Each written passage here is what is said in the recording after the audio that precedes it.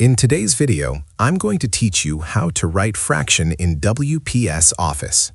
Writing fractions in your documents can be a bit tricky if you're new to WPS Office, but once you know the steps, it's a simple and efficient process that will make your math equations look professional and easy to read.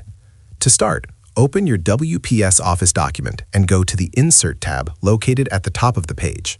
On the right side of the toolbar, you will see the Equation option. Click on the small triangle next to it to open a drop-down menu, then select Insert New Equation at the bottom. This will add a new equation box directly into your document, allowing you to start writing your mathematical expressions.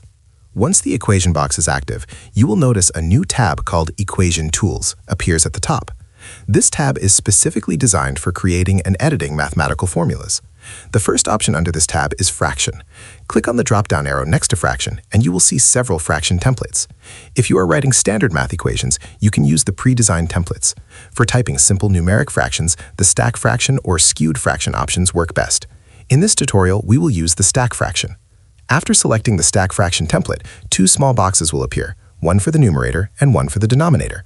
Simply click inside each box and type the numbers you want for your fraction. This allows you to quickly and neatly display fractions in your document without any manual formatting. By default, the fraction might appear in italics. To correct this, highlight the entire fraction, go to the Home tab, and click the Italics button, labeled I, to remove the italic formatting. This ensures your fraction matches the standard formatting of the rest of your document and maintains a professional appearance.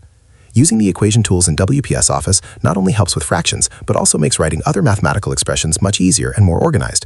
With a little practice, creating fractions, exponents, and other complex formulas becomes fast and straightforward. That's it for this tutorial on writing fractions in WPS Office. If you found this video helpful, let me know in the comments, give it a like, subscribe to the channel, and don't forget to hit the notification bell so you never miss future tips and tutorials. Thanks for watching, and I'll see you in the next video.